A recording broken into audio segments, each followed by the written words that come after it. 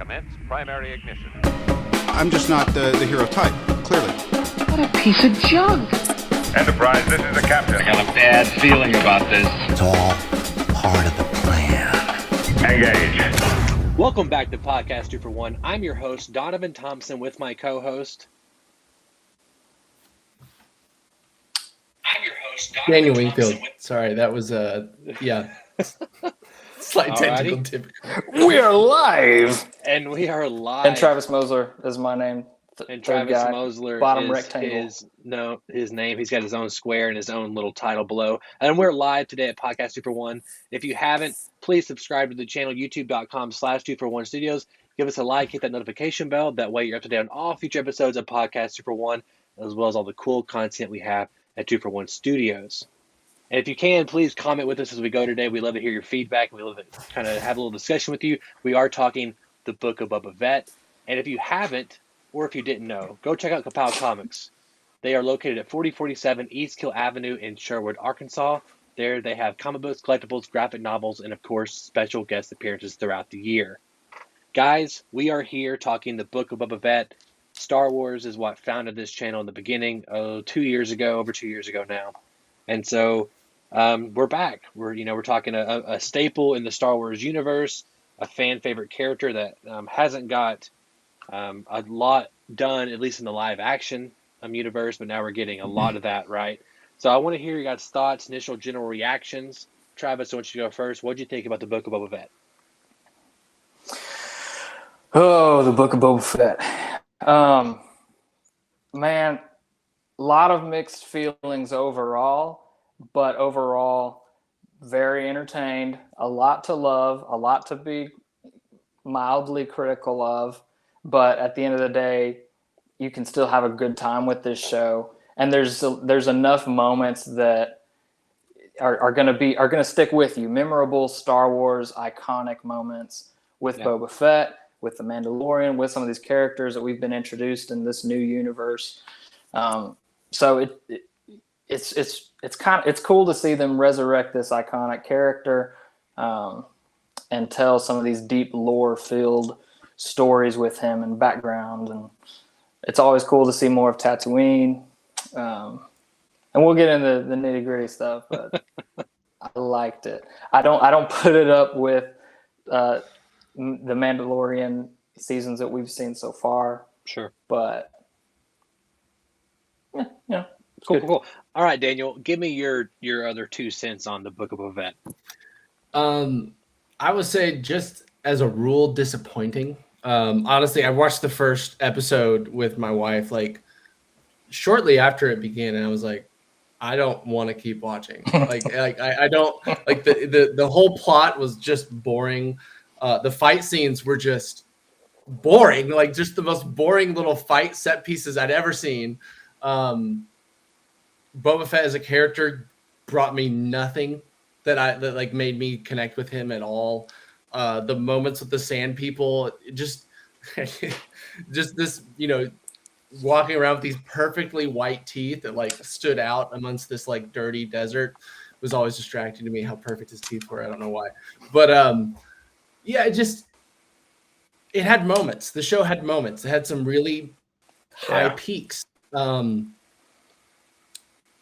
But they are so much in isolation of what the show's premise or like the idea was of the show that it feels like they almost feel like worthy of being considered separate in some ways.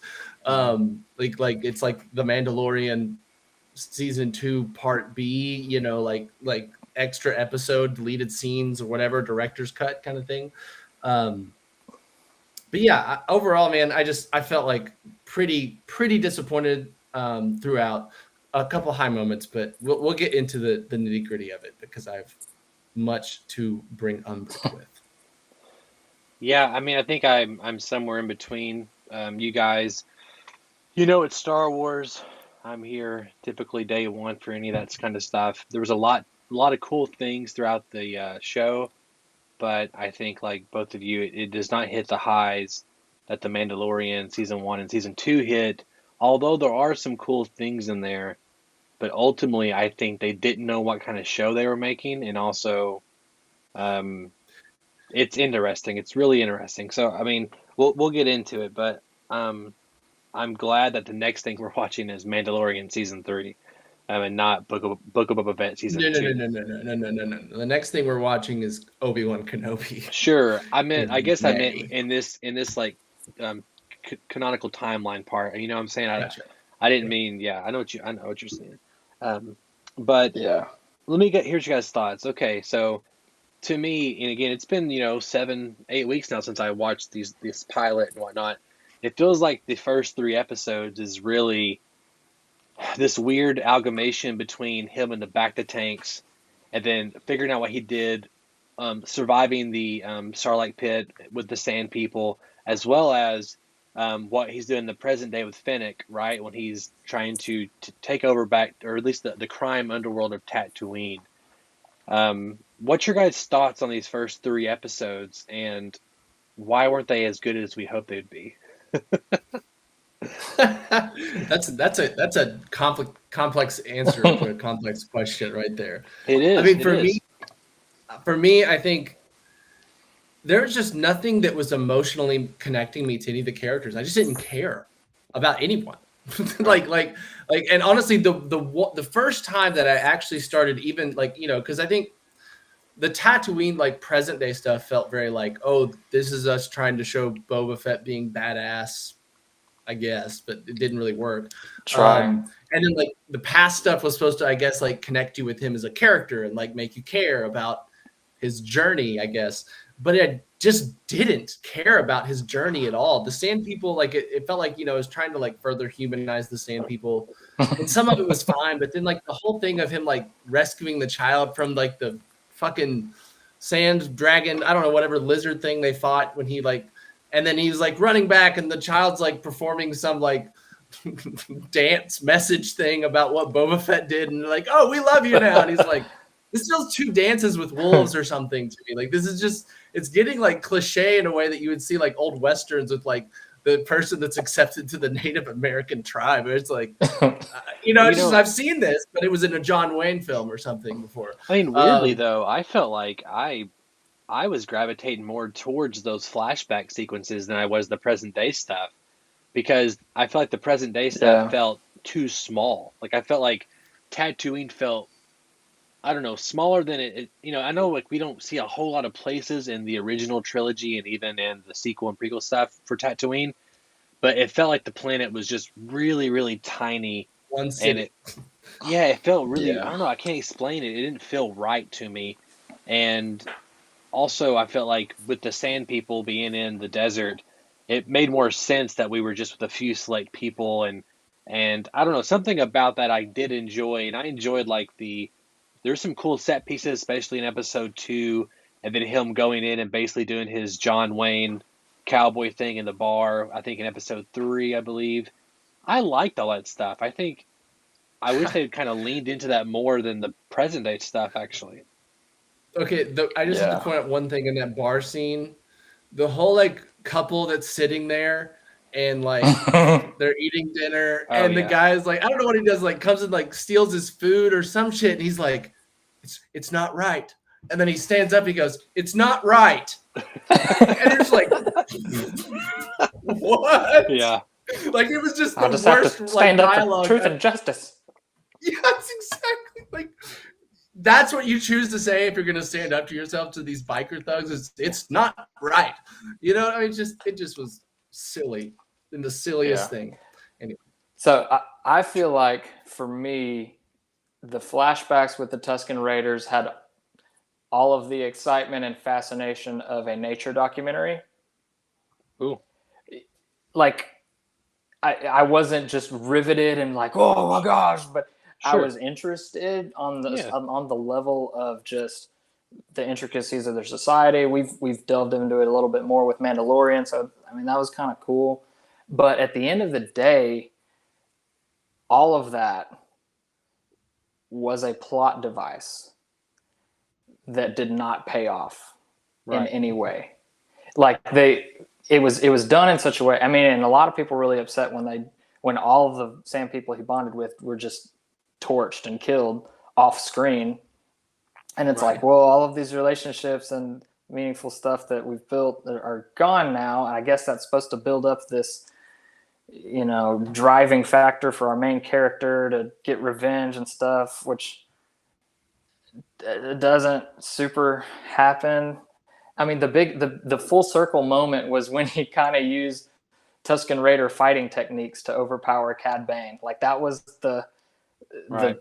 Was he wearing that staff the whole fight? Because I swear to God, it just appeared. You thought You know it what just I mean? I think it's a mix I of was just both. like, where the fuck did he get this? Yeah, I don't know. His I force. think he was supposed to be wearing it during that. But it was like I could see the page like of the script with this, and I was like, that was intended to be like a really meaningful thing. Like, oh, he learned these different fighting techniques from the Tuscan Raiders from the stuff, and he was able to not use his training as a bounty hunter, but he used his training from this Tuscan family to overcome I think inevitable defeat. I think what you're getting at is kind of like the root of the thing they were going for, and also the thing that makes them fail in comparison to, say, the Mandalorian.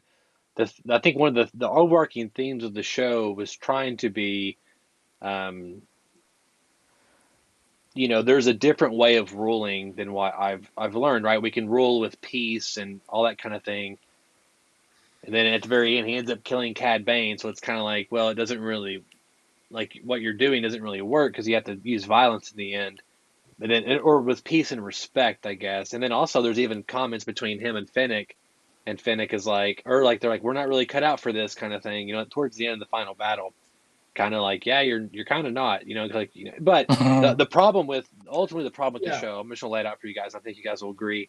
Everything cool about Boba Fett was given to the Mandalorian for his TV show.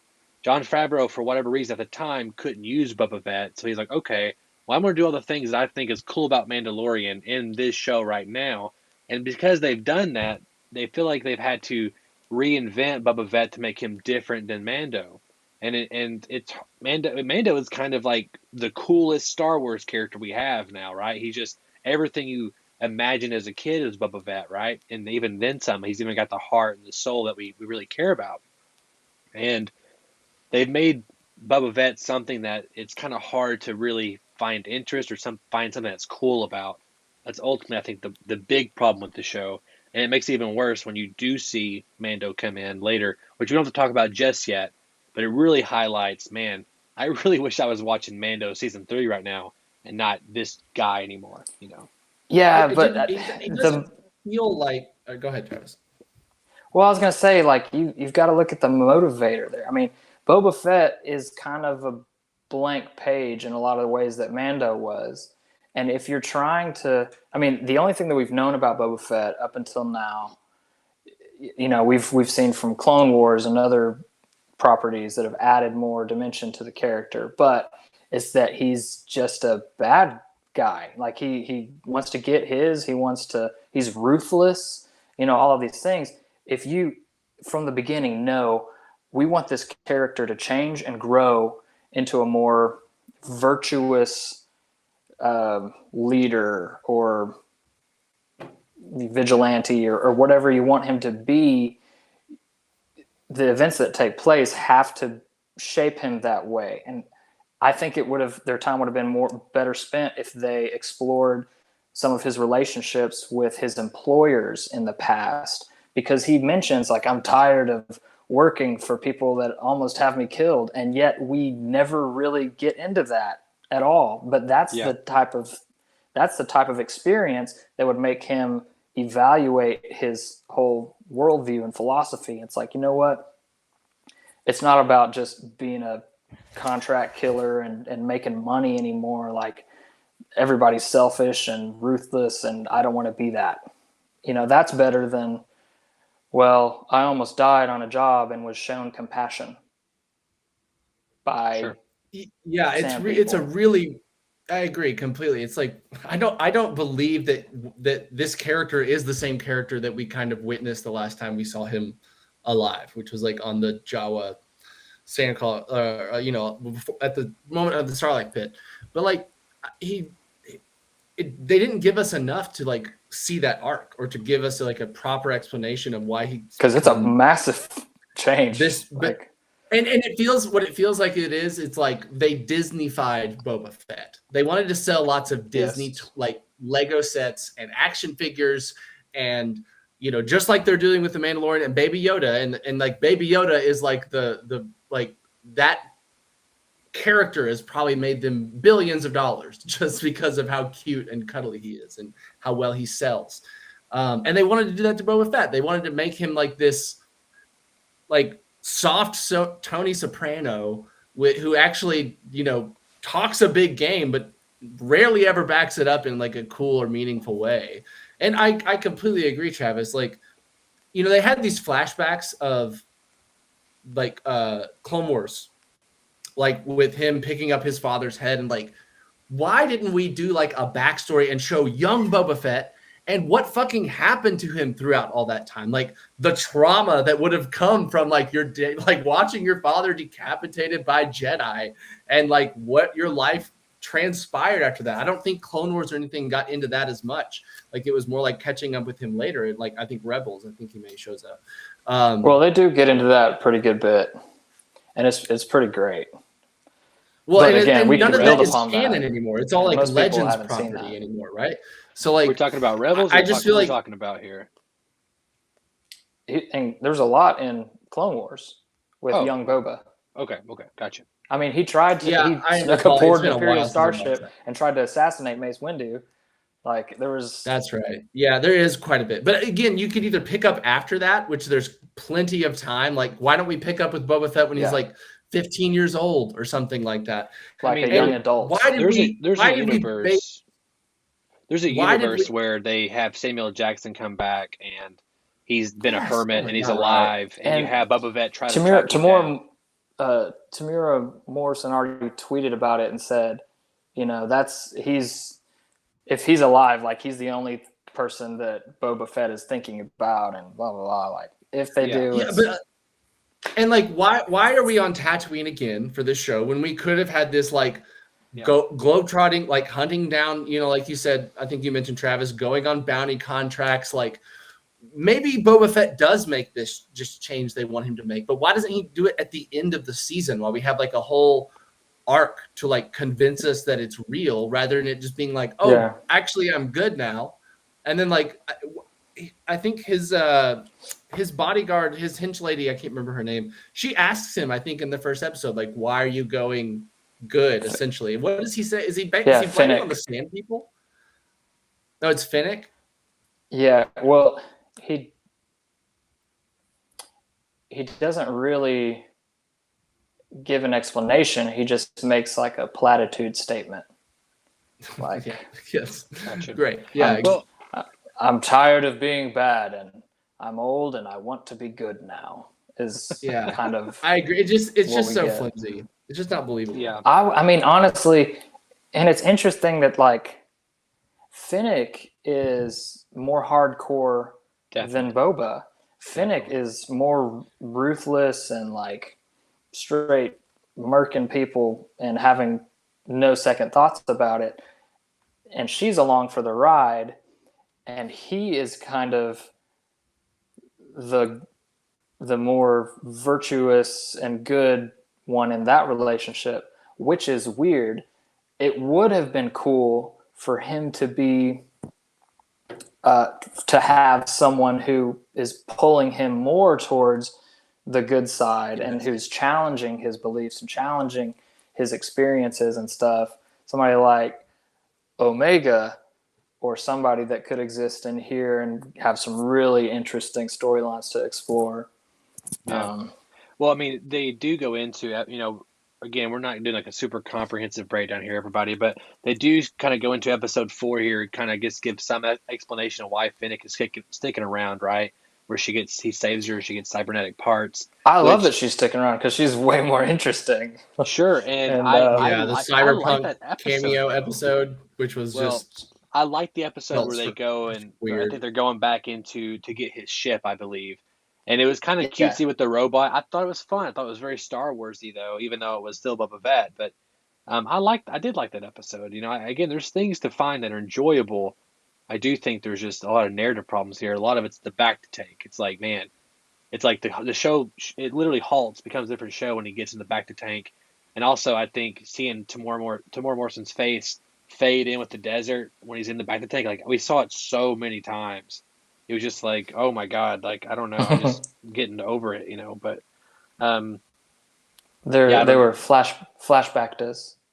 they were they were flashback this. Before we get into Chapter 5, The Return of the Mandalorian, which is a great title name, right? I do want to hear a short ad from one of our co-podcasters from AJ Chat. So let's check them out, and we'll be back very shortly. After the break. AJ Chat is a podcast about movies, TV shows, anything in the entertainment field. And along the way, we have some fantastic interviews. And of course, always a must have fun. So, check out AJ Chat. All right, guys, check out AJ Chat on Apple Podcasts. Anyway, guys, The Return of the Mandalorian, Chapter 5. So I think Chapter 4 ended with, Finnick, I know somebody that could potentially help us. And of course, everyone gets pretty excited by that notion. And then the show becomes Mandalorian Season 3, basically, or Season 2.5, essentially. Yeah. And guess what? This was the best episode. It was pretty fucking awesome. And because it's just like we're just continuing off the last season, right? And we're getting to see everything the Mando's doing now. We're getting to see him go back and try to find, not the foundlings, but trying to find his tribe, right? And locate where they're at. And then him getting the staff, melting it down to make like a chainmail for Grogu. Mithril. And it was Mithril, obviously. Yeah, everyone exactly. Right. And anyway, it's a great episode. It's fun, and it was, to me, very unexpected. I think, like everybody else, that Mando hijacked Book of Boba Fett. It's interesting, even just like it's kind of a two halves episode. It's like first half is dealing with like him finding his, like you said, the Forge Mother. That's what I'm going to call her for now. That may be the word.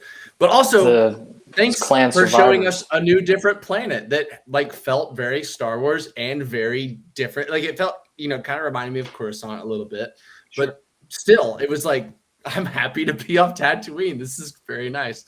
But then, the second half and like the whole ship thing was just like, man, that's like maybe some of the best like starship porn we've ever had in like Star Wars, like in terms of like kind of having that hot rod, kind of building the hot rod kind of feeling in a Star Wars world, and just like the callbacks to the Naboo Starfighter, like, man, such a fun episode.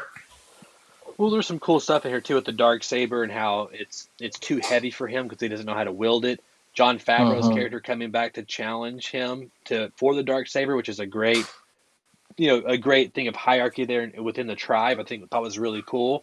And then obviously it's teeing us up for what we all presumed was going to be the plot for season 3 was, going to find Mandalore and potentially to try to reclaim the throne. So I think it's pretty exciting stuff.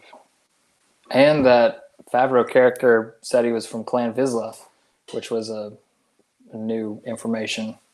Really? Okay. Kind of cool. Okay. I don't know what that means, but that's cool. Yeah. So like the original like Death Watch, Clan Vizsla, like those that's like right. They were the original who had the Dark Saber like originally. So that's why he was like it was part of my clan. Okay. Gotcha. We saw a lot of them in Clone Wars. Gotcha. Okay. I need to rewatch Clone Wars. It's been I do too. That and Rebels. I really need to go back and watch it.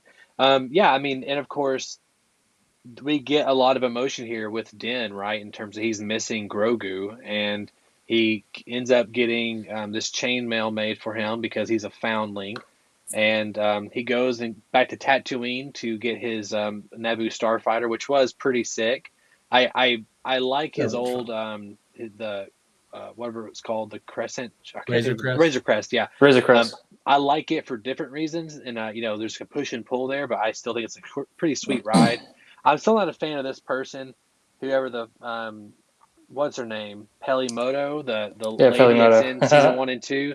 I just think she's a horrible character. She just well, she's there for the kids. Honestly, Yeah, you either she's just love like her or like hate Jar her. Jar Binks. Is- if you just took her acting and you put her on She's better Sesame than Jar Street, she Jar feels Binks. right at home. Like No, if she's not exactly how she acts, that's how she would be on Sesame Street. No difference. There would be no notes Yeah, you're right. to change It's the like she's performance. on It would be Sesame that. Street. Yeah. Oh, what are you doing Yeah. today, Elmo? Yeah, Yeah. exactly. I need But to the fix your droids head. would be puppets. Literally, the droids You're would be right. puppets. You're It's right. the same You're thing. right. Yeah, I agree. It That's just feels so funny. it's just a bit kiddish. Yeah, it's a little unfortunate, but I mean, it's still pretty cool, and it's pretty surprising that we go all the way to, hey, I gotta go see a friend first before I join your war or whatever. Which is, it's weird how this show just stops to a halt. Like Boba Fett doesn't even appear in this episode, I don't think, at all. Not And once. it's called the Book of Boba Fett, not the Book Yeah. of Boba Fett and Friends. And Yeah. anyway, let's go to the next episode, which is still a banger in a lot of cool ways, right? So next episode is called From the Desert Comes a Stranger. And this is basically dealing with the fact that Din goes and finds Luke Skywalker training Grogu, and of course Ahsoka is there as well. And one of the big things, it's cool because we're seeing the Jedi Temple, the same one that's going to be destroyed in the Last Jedi, being built, Which makes it feel less cool a little bit. which does make it feel a little less cool because we're like, man. But I'll say this. Well, let's get into it. So seeing Luke, Go ahead. I was going to say, first of all, Luke looks about 10 million times better than he did in his season 1 or season 2 Because finale. they hired the YouTube deepfaker guy. Yeah, Shamook. Yeah, they got him in, and he nailed it. What's crazy too is that, I mean, it's not perfect, but it's miles better. What's crazy too is the very first shots of him, like before there's much movement and stuff, is unreal. it's crazy in some places. Yeah, and if you take stills of it and just kind of look at it, you're like, holy fuck, it looks pretty goddamn good. But what's crazy is that all the dialogue was made by a computer. It's computer AI generated dialogue. Yeah. That's wild. It's impressive, but it's also bad. Terrifying. Because to me it's like, this is the reason we should have cast a new Luke. And because you can't do close-ups and emotional moments between characters when one of them is digitally recreated in both voice and in face. Like, there are limits on what you can write and how you can have that actor perform just because of the limits of technology. And so all of these scenes, while cool, are boring and just no one's saying anything really ever. It's all these just very simple statements, long shots of people just kind of. I swear Luke did this. They had a shot of Luke just turning this way and then turning back, and they reused it 3 times because it's they were long scenes, but with I don't know, 20 words in them or something, just barely. They just couldn't have conversation. You can't have conversations with that Luke Skywalker. You have to give him these really short answers and questions. Recast him. Let us have good scenes. And yes, there will be people that are grumble and well, man, not my Luke. I don't care. If you can actually make better stories because you have an actor on set, that serves Star Wars better to me than having this perfect recreation. I don't know. Yeah, I mean, because we're stuck with just broody Jedi dialogues, whereas I would love for some just fun banter with Ahsoka, who's there. To be fair, having Luke and Ahsoka together in the same place, my heart was racing out of my chest, but I didn't have the emotional payoff that I have longed for ever since I was exposed to Ahsoka and Anakin and that whole story and stuff. I've built up this moment of Ahsoka meeting Luke, or Ahsoka having a relationship with Luke after losing Anakin and all of that, and they didn't really get into it aside from, "You're so much like your father." It is weird, Ahsoka's stance on the Jedi at this point, because I feel granted, I haven't watched all of Rebels, but it feels like she shouldn't be for the Jedi way. but maybe she is in Rebels, and I just don't know about it. But She's not, but at the end of Rebels, she which takes place after there's this. a time jump. There's a significant Yes. time jump. Yes. So in between where we last see Ahsoka and where she comes and gets Sabine to go find Grand Admiral Thrawn and Ezra. Yeah. She goes on like a spiritual retreat, to spend time by herself, to just do some soul searching because her whole world is turned upside down and rightfully has some stuff to figure out. But this Ahsoka we've been introduced to in Mandalorian is like clearly very hardened. There's a wisdom there. There's like a discernment there you can clearly see just based on how she responds to Mando asking her to train Grogu. I definitely think she's not pro Jedi. But which it does make it weird. She has a very evolved view of the Force. She has a very informed and evolved view of what Force wielders should be. And I wish that we can't see it because we know Luke has to fail now because of the sequel trilogy, and that's all predetermined and stuff. So we can't have too much of her being like, you know what, maybe don't do exactly what the Jedi have done for thousands of years that has failed repeatedly. But she just leaves him with like, trust your gut, you'll do fine. My thing is like, if she's there, that's fine. But the fact that she's like trying to prevent Mando from seeing Grogu because of like the ancient Jedi ways, that just feels like too much. Yeah. If that's what her belief system is, right? It's she's just hanging out there and like maybe she's like making snide comments and like ribbing Luke because hey, this is archaic and like, yeah, we should do the same things we've done for 10,000 years. We should never change anything. Yeah. So she's she's kind of like a Force libertarian right now. We're like, she respects, they're doing their training thing over here. He's committed to doing this. Luke is doing this. Like, this is their rules. So just letting you know, like, you can't do this if you also want him to be trained in this way. It's interesting. That makes sense to me, but it still it feels weird. Interesting. Dave Filoni directed this episode, which I think is great. And shout out real quick to Bryce Dallas Howard. She directed the previous episode, which is probably why these two are the best, right? Because they're both pretty dang good at it by now with Mando 1 and season 1 and 2. But, I think seeing Luke train Grogu was pretty incredible. Seeing the clone troopers and seeing the Jedi defending him, learning that, and we had hints of this, that he is training the Force and he's more remembering it. Having him do Force jumps, seeing Luke with the green lightsaber and all that stuff is pretty fantastic. And even Luke's words of wisdom to him are just, that's the stuff that I'm like, man, I can't believe I'm getting this. Even with the things you're talking about, Daniel, with the CGI and the face. Like, I get that. And it's one of those things like, it's kind of like how I felt originally with like Venom 3 and all that kind of stuff, or Spider-Man 3 with Venom.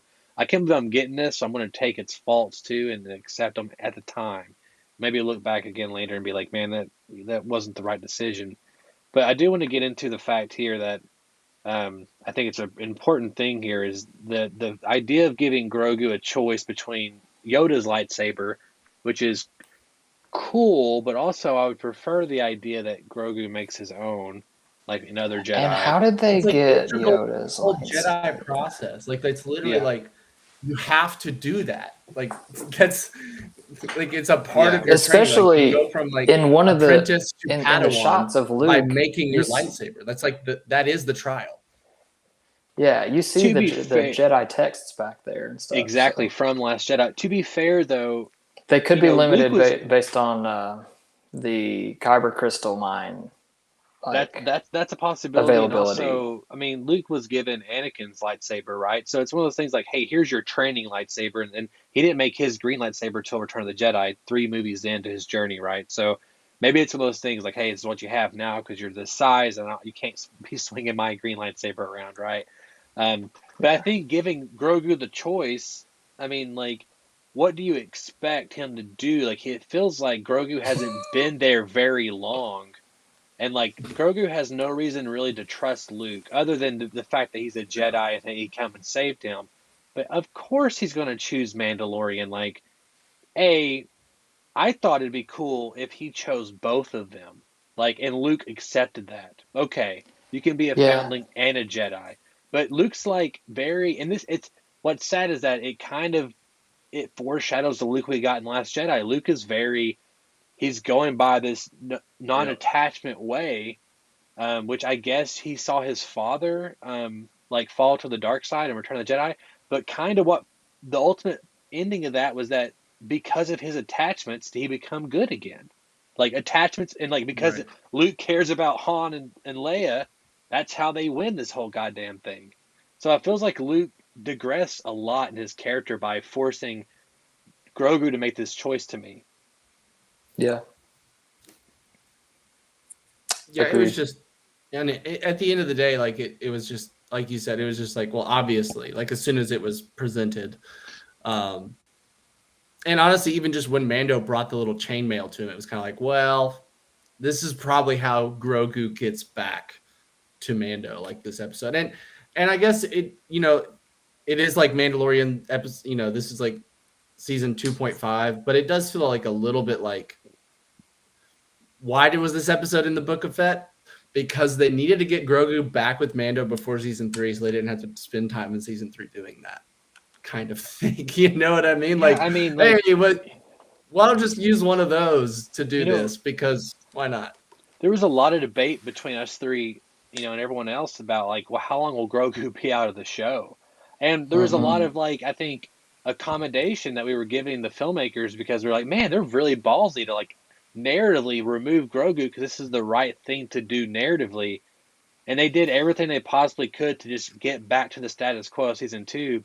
Yeah. I thought there was something interesting about season 3 not having Grogu in it, and maybe we flash over to Luke training and stuff like that, but really focusing on Mando's journey to retake Mandalore. I thought that was really fascinating, but now we're back to where we started, and I think it's. I have a couple thoughts. I wonder if they're almost scared because, like, with Mando, because he has the helmet on constantly, you get like no facial, like, emotional connection. And so if Grogu is always there with him, there's almost like this surrogate of like, well, at least Grogu's with him to like show facial expressions and emotions if we're never gonna get it. And honestly, just to give Mandalorian someone to talk to like have dialogue when he's but he could have done that with Sabine or any of the other ones who want to take, or what's her name? I can't think of her name. Yeah, Bo-Katan. That could have been his posse, right? And the big thing too is like in the episode beforehand. She basically tells him because you took off your helmet, you've got to basically get your honor back. And so he's regressed as a character. And it's like, I feel like the things that the ending of season 2, while still great and incredible, I wish it would stuck a little longer. I feel like we went right back to a couple episodes beforehand. And I don't know. I have two thoughts. Sure. One, and I wish that Luke would have realized this, but when he went into detail of like, look, the Mandalorian's life, like you're going to live for centuries. His lifetime is but a blip in your lifetime. It's like, Luke, that actually reinforces the fact that he should pick the Mandalorian because he could live out an entire lifetime of love and happiness and still be like 4 years old in his development and come back and do Jedi stuff with you. Yeah. I was like, that would he hadn't make a lot of factored into sense. the fact that Luke would fuck everything up and kill it, get everyone killed. But yeah, no, time, I just picture maybe he like had a back with his little premonition, backpack, like, all right, I'm ready for Jedi training, and then like, to the scene, like right after Luke and R2 left, and the dead bodies are still everywhere. Yeah, it'd be great. I do feel like they're, I think we've all said this or speculated this, but I do feel like Dave Filoni and others in Lucasfilm or whatever are sitting there going, God damn it, this is how Luke's journeys end. So it's like, how do we, like, they have to kind of match up to this and make Luke kind of do and say some stupid things to kind of match up to that. It's like, I can feel it that, like, they don't like this. I can feel it just No, by the decisions but they're making in the they show. gave us the rescue. We got to see him. We got to see Super Saiyan Luke do his thing, and it was glorious and wonderful, and I'm still so grateful for that. Yeah, I know. I'm talking about their But like I'm probably with you. little Storyline animosity. wise, character wise, they are kind of trapped into that. But the second thing I was going to say, I honestly, I've heard a lot of people that say having Grogu back this soon cheapens the finale of season 2 so much. It's like, yes, we said goodbye, but we're already back, and it is going back to the status quo and all these things. Like, I get a part of me gets that, but I also would rather watch a Mandalorian show with Grogu than a Mandalorian show without him, because we're about to see a season where the entire goal and mission is all about Din. It's not about Grogu. It's not about getting him back to his family and finding him his place and stuff. Now it's about Mando finding his place with a cute little Jedi wielding alien on his shoulder, like a parrot on a pirate. Yeah, I mean, But don't having get me him there wrong. always seems to like raise the stakes, because it's like, I got to keep this little dude alive, and then Sure. he's always like doing some crazy cool Force stuff that we get to see. Like, it's a fun show having them, because it's such this crazy juxtaposition of this harsh, violent, bounty hunter, or recovering bounty hunter, king, whatever he is in season 3, Yeah, and I mean, hey, a I'm in toddler. for it. I think it's. I mean, I'm complaining because I think that it could have been handled better. Where, like, I want the show to be looked at, like, man, every season they nailed it, and like all the decisions they made, they nailed it. They took it from, like, to me, a 10, and they still haven't. They didn't do everything perfect. A 9 or a 9.5 out of 10 to like a 9 out of 10 now. You know what I'm saying? So, like, it's. I get it. I mean, I'm nitpicking here, but I just wish that there was a I little more think balls. I think in season 3, I can't imagine not backtracking a little bit, based on how we leave season 2, and a little bit of a volatile situation where he's got the Dark Saber and Bo-Katan wants it and is trying to decide, should I kill this guy or marry him, or like, how do I get the throne, and what do I feel about this? And they're all together. So I hope that we get to see some of the events that happened since that finale and what we just saw here in Boba Fett, Well, and then the rest of the events that take place. the last thing I'll say about this episode is it's indicative that we've spent as much more time than we did the first half of this podcast talking about these 2 episodes with Mando and Dude. Grogu and Luke and Ahsoka, because that's way more interesting to talk about than everything else in Book of Boba Fett. It is cool seeing, Yeah. was it Karstan, the black Wookiee? It's Oh, cool seeing Black the 2 Chrysanthemum. Black Chrysanthemum. Yeah, it's cool seeing the 2 Jabbas, like the Jabba twins, whatever, as gross as they are. Fine. It's The cool seeing Rancor them. was cool. Yeah, Yes, but the cool Rancor stuff is The best about part to of it is at happen. the end. But even the Exactly. beginning stuff was cool with the Rancor. Yeah. and I like that. One Of course, thing that I once did, it's set up, you're like, that's going to happen now. Of course. Yeah, of course. the only thing I skipped, I didn't even address it earlier, but the coolest thing from the Sand People lore stuff was when they stuck the lizard in his skull and he had to go find a stick in the mystical tree kind of thing so that he can get his weapon to be a part or whatever.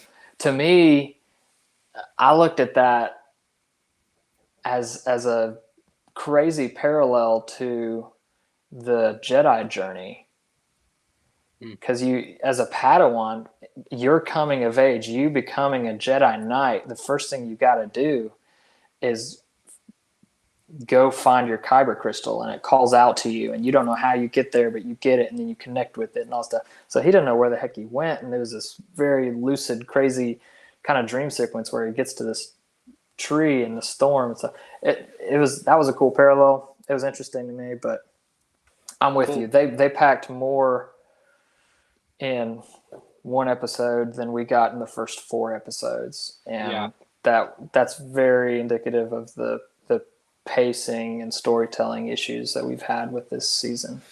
Before we jump into the last chapter here and we kind of end the show, I want to talk about a thing that kind of blew up the internet. We all joked about it.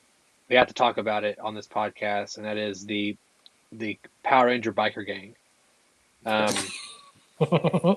It's pretty fucking crazy, and I know there's people out there defending it, saying that there was I think on Coruscant or wherever Obi-Wan meets the bartender guy or the old chef guy in like the old 50s diner, and like I get that, but it's also hot rod racer speeders and stuff. Yeah, but that's Coruscant. It's like, yeah, but it's also like there's some things that just don't mix well, and this is one of them. Like having them drive up in their colorful looking things in Tatooine. No. They didn't look like bikes. They looked like mopeds. They looked like my brother used to ride on this little like blue like moped scooter around like before he could drive. That's what they looked like. It looked even like how they sat on them. It looked like cool. A hover round. Like it looked like a granny scooter. Yes. Yeah. I don't like I just don't know who said like, yeah, these badass young adult characters, and like the lead girl, like she was in the Showtime show Yellow Jackets, and she was really good in that. She's not good at all in this. Like she's just this like has this really generic fake British accent, and like just like says like cool badass girl like just like stereotypical lines like in it just is you're not my dad. Horrible. And their haircuts and their cybernetic right. parts. All these things just did not feel like Star Wars to me. Whether you justify it or not, in whatever scene was in the prequel trilogy. Yeah. The cybernetic thing could have been executed in a more Tatooine Star Wars grunge level. It didn't look cool. Like it looked too clean. But they made honestly like it. Yeah. And like that's all of that. Like for me, like Star Wars is like dirty sci-fi, right? It's like it's sci-fi, but it's a long time ago. Like sci-fi, like in Star Trek, where it's like fixed everyone's away. Issues and made everything convenient. Like Star Wars sci-fi is like everything still sucks. It's just with technology. It has and like the, this was like janky this cyberpunky looking, sci-fi. like shiny, laser eye. Like it just and like even the guy doing them. Like doing the work on the people, giving them the cybernetics, he didn't feel like he belonged at the very least on fucking Tatooine. Like if you showed up these guys in like Coruscant and really like made like maybe we could like justify it a little bit easier, but it just felt so out of place. Like all of that and the biker gang, they're all connected. It did. We could spend a whole podcast shitting on that core aspect of the show, but let's get into Chapter 7, In the Name of Honor. So this episode shows. Oh, we skipped over the very last scene. Sure. Boba Fett's in the last 30 seconds, I mean? No, the Cad Bane new character. Oh, shit, yeah, sorry, yeah. Sorry, you're right. Yeah, no, so we have Cobb Vanth come back, played by Timothy Oliphant, which is also some of the best stuff we got this season. And it's great having him back. He's just a great character and great actor in general. And having Cad Bane show up was a true highlight. I immediately knew who he was, even though I haven't seen all of Clone Wars or all of Rebels or whatever. Oh, man. And I was like, and Bad Batch. Fuck yeah, and Bad Batch. And I was like, holy crap, they're doing some cool pulls here. Some people had some issues that he wasn't exactly accurate to the cartoon. I thought it did a pretty good job interpreting it. Dude. But what a cool setup. And my only complaint is there is something cool about him coming in the 11th hour, but they should have had him in that scene in the first episode and had him fuck things up the whole season for Boba Fett. Yes. That's what should have been happening. Yes. Well, the only thing, like, chronologically, by this point, he is in his 70s. Yeah, he's old. And Boba Fett called him. He's like, you're an old man. He's like, yeah, but I'm still faster than you or whatever. So, in my mind, there's still a lot of storytelling and exploration that's going to happen within his younger years, Obi-Wan Kenobi, Andor, and these other properties that we have the opportunity to see him now that he has been introduced, and we see kind of the end of his story. So in my mind, it's like I love that we had that. Like if they were going to have somebody in that type of role, the intimidator guy coming in, the enforcer, it's cool that it got to be this guy that we've got to see and It's cool. come And to I life. understand. He I'll say, sorry, sorry, Daniel. It's cool, and I understand that there is all this supplemental material that Cad Bane's involved in. So when you do see that, you're like, oh, I know all these things about him. But they also got to understand that there is a fine line there of placating new audiences and also having fun with the old audiences. They should have really brought him in the beginning. And even I though they agree. do have a connection in the previous stuff, they should have reestablished that this season and fleshed that out even more so, and then ended his career, right? Yeah. And it just it's Yes. cool. I enjoyed it. I'm glad we got it, but I still think there was a huge missed opportunity there in terms Yeah, of and like if we 100%. had to have all the Tuscan Raider stuff, why couldn't Cad Bane be part of the Yeah. at Yeah. least the present day stuff. a force in that situation? Yeah, I know. It was a big missed opportunity. And I'll say he looked fantastic. My only issue, like he looked, because it felt like he was kind of a blend of like real prosthetic, real actor, and like some CGI like additions or like enhancements, I would assume.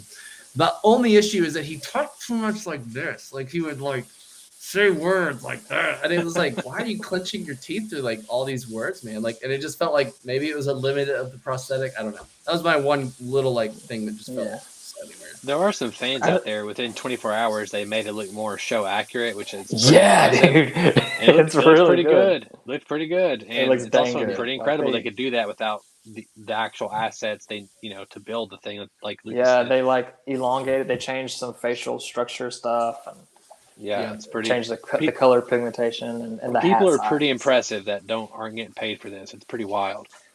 Keep it up. You might get hired by Lucasfilm like Shamook. So Yeah. really cool ending there, and of course, we know that Cobb Vanth isn't going to die based on we didn't really see him die, and people walk up to his body. It's funny that whenever the other guy gets shot, nobody ran to him; they all ran to Cobb Vanth. Fuck that guy.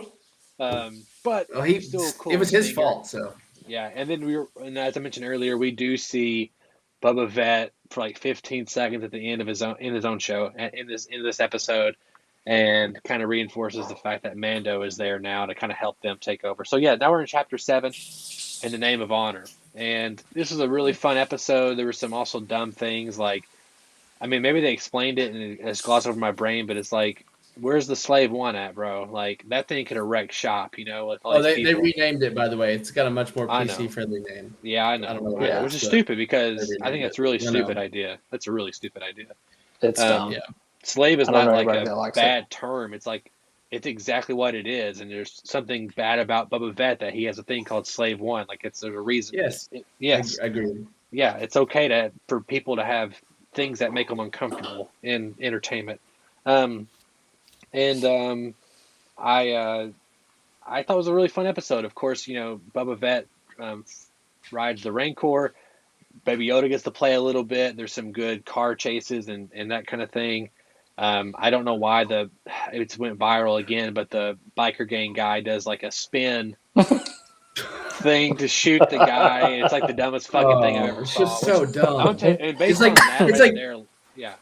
It's like, did you write these characters to make everyone make fun of them? Like it really feels like what if we threw these 4 characters in and make them just dumb as fuck, and then everyone will just hate them? It'll be great. Like a big practical joke in the writers' room. Like I don't like, who are you trying to connect with? Like sick. I mean, maybe I don't know. Do the young adults of today connect with those kinds of things? I don't know. Maybe I'm just like that out of touch. Well, I'll say this: like I know that we were all pretty jazzed about Robert Rodriguez in his episode with Boba Fett in season 2 of Mandalorian. That was like, we pretty much were like, even though I remember on the podcast being like, yeah, there's some things that weren't very cinematic and I didn't really enjoy, but I remember saying that, but it's still a cool episode, right? Yeah. After watching this season, I'm like, yeah, Robert, I don't think you should be doing Star Wars.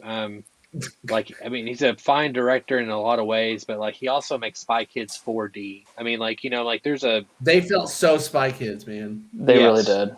They did, which is a great type of movie for the type of people. Like, I love Spy Kids as a kid, right? But he doesn't. I mean, Bryce Dallas Howard, who has been directing a very short amount of time, she can direct Star Wars. Robert really needs to stay away, in my opinion. Yeah. Love you, Robert. Even though I You don't could do the like most of your children's movies. shows. Yeah, yeah. Yeah, and the bizarre thing was like one of the best things about his episode was the fighting and the choreography and the gunfights and stuff, and those were terrible in his episodes. Yeah. I mean, the Rancor stuff was pretty cool, and of course, the gigantic I don't know what they're called, the roller droids. I can't think of the actual name of them, but those like beefed up version of those is pretty sick to see. They were destroyers, I think. Yes, and that's all cool. Having baby Grogu, Grogu touch the Rancor, make him sleep. I mean, even the moment between Din and Fett in the when they're cornered, when they're like, "This is the way." That's cool. Like, and that's cool awesome stuff. It's awesome. You get little chills watching that scene, and it ended fine, But I don't know. There's when they sent out the negotiator. Do what? When they sent out the politician negotiator, and he wrote that big thing and made him say it. Oh, I was dead. Yeah, which was fine. That was great. It was all just fine. Like it was all like the action was fine. It was good. Like good in parts. Like the Rancor part, I think was like the best part. It was like fucking like Godzilla Tatooine version at times, and like that was fun. That was King Kong. That's what I meant. Sorry. It's not a thing. But it's like, the problem is what it's paying off wasn't good. So like I'm not like even the moment like even Cad Bane is a great example. Like the payoff was from the last 10 minutes of the prior episode. There's no build up, right? Like, and just like the things that it was paying off, like the other like gangs like backstabbing him and stuff like that. Like I just didn't care really at all. Well, like it's also hard when you have 2 episodes that are sandwiched in between, and you lose that momentum of the threads that are happening before those things start. So, but those threads, in my opinion, didn't have good momentum. Even if these episodes had been thrown in there and like you remove those 2 other episodes, like it's not good. Then you're just like, well, this was a boring ass, pointless show that just was boring and just unimaginative and like played it by the books to the point that it just like nothing felt meaningful by the end of it. Yeah.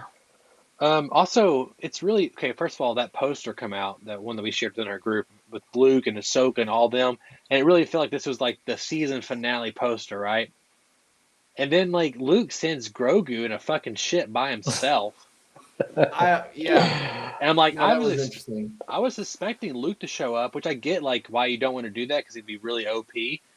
But I was kind of expecting him to show up and like help out in some way or do something, just because. Yeah, it's like before I leave, I'll do a crazy force thing that blows up their ship or something. Whatever, who cares? Yeah, I mean, or it would have been cool to at least have him fight Cad Bane for a second, or have him do something with somebody that would have been interesting. And shit, that'd been cool, wouldn't it? And like have Cad Bane fight all of them. Like he could have. Yeah, and really, I mean, and it may be because of the whole he's 70-something years old, but fights with Cad Bane in Clone Wars were always some of the absolute best fights. Yeah. He beat Jedi. That's what I'm saying. Yeah. Routinely because of all his crazy like gadgets and stuff. Well, you're saying he's 70, but he was still doing pretty well for it. I mean, like he I don't think anyone would have thought he was 70 unless we have told them or done our research. No. Yeah, well, like what if his species lives to like 180? Yeah. We don't know what his max age is. Like that's actually like we just know what he would be if he was a human. I'm sure he lives. I mean, Point is, it's really weird that Luke sent Grogu unsupervised. Like he's pretty valuable, I think, even if Grogu is choosing to be a foundling instead of a Jedi. No, it's like, man, all right, Grogu, you don't want to be a Jedi? Fuck off, man. I'm not even going to what it was. I'm going to call you an R2D2 Uber, and you get home when you get there, I guess. I don't give a shit. Just make sure R2 survives, like it's and also it's like you're going to Tatooine. Like wouldn't Luke want to go back there? Like, I mean, I get why he wouldn't, but also like, wouldn't you want to because you know how Tatooine is? I don't know. I saw there's a meme I just saw. It's like Luke like dumping Grogu into the cockpit saying, I hope your flight back to Tatooine is more comfortable in your shiny new metal shirt. Yeah. Yeah, I That's mean, funny. let's wrap this up, gentlemen. So, overall, we know how you feel about the show, but do you want Book of Boba Fett Chapter 2, so to speak? What's your thoughts? Do you think we'll get one, or do you want one, or do you even care? Travis? I don't care. I don't need it. I'm way more interested in other stories that are happening. I think, but it's like it could be done well if they make massive changes and really, I don't know. But I'm not really interested in more Tatooine stories, which is what it's restricted to at this point. Like him ruling Tatooine.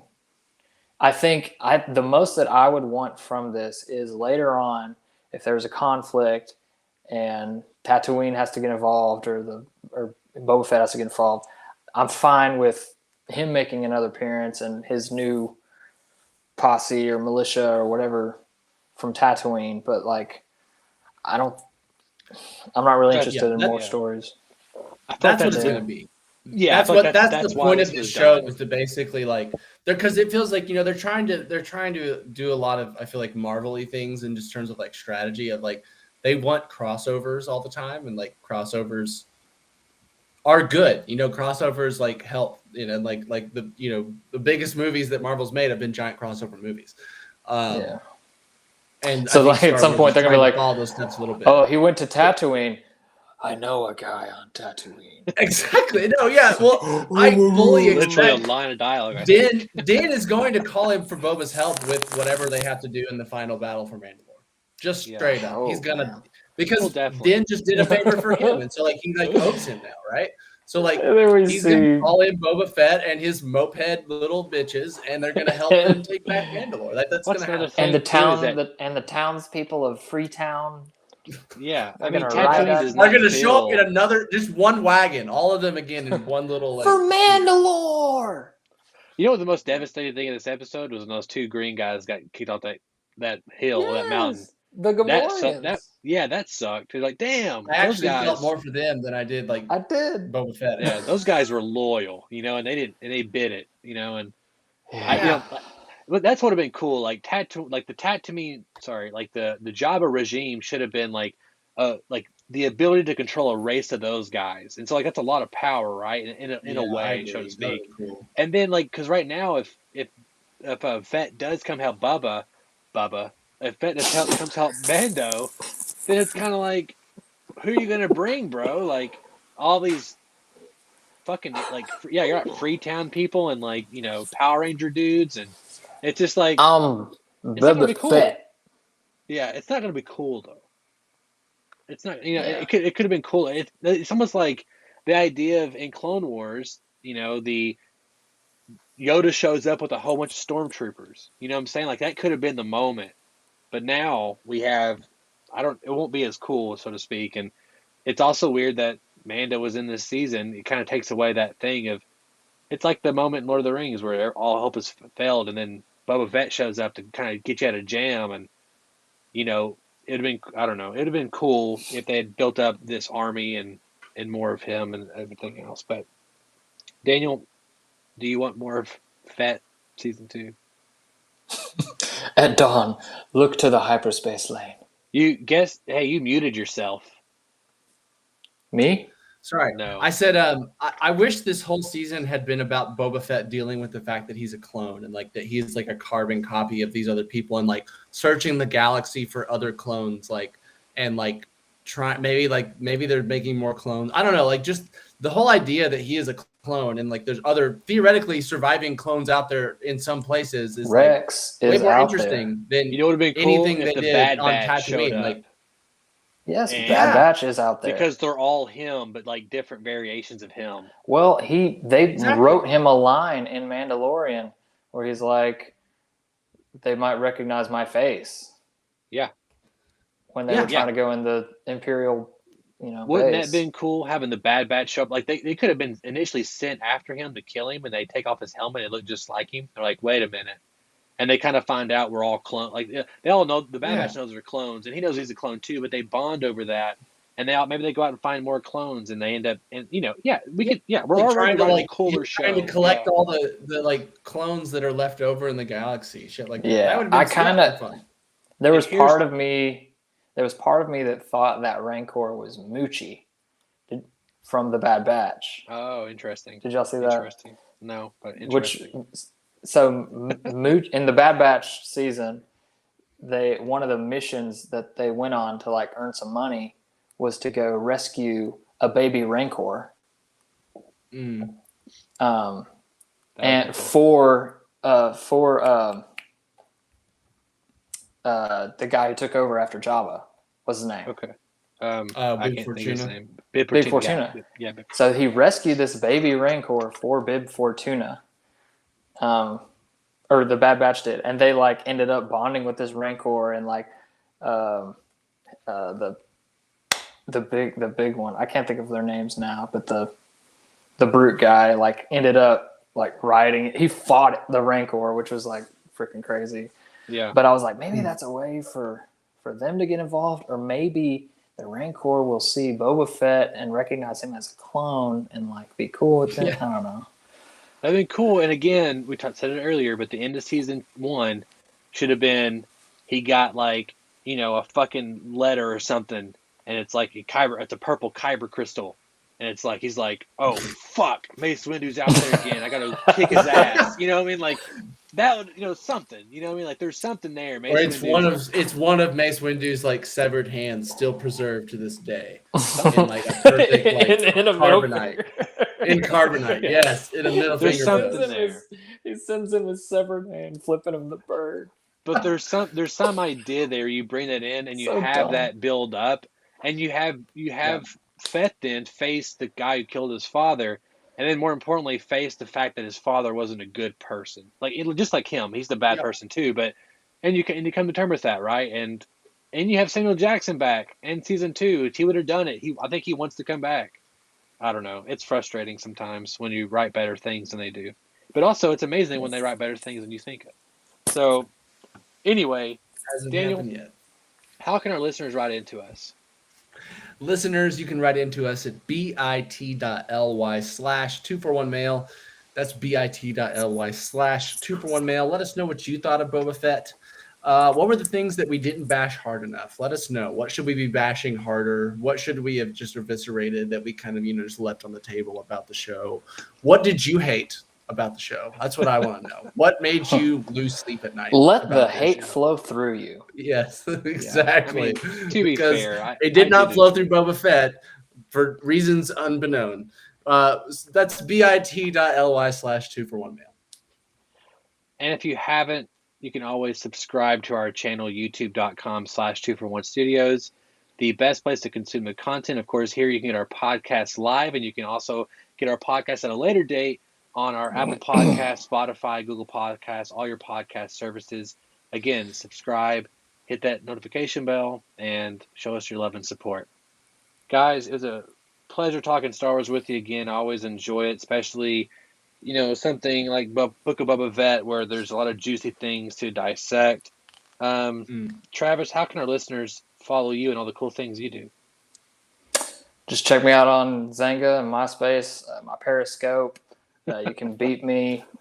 They can page I'm not going you. to tell you my name or my gamer tag, but you can look me up and find me that way. Just use Google or one of those like if you can get one of those like memberships to those things where you can look up like people's court records. I think he's got it's long all the history good on stuff's there, public. so, yeah.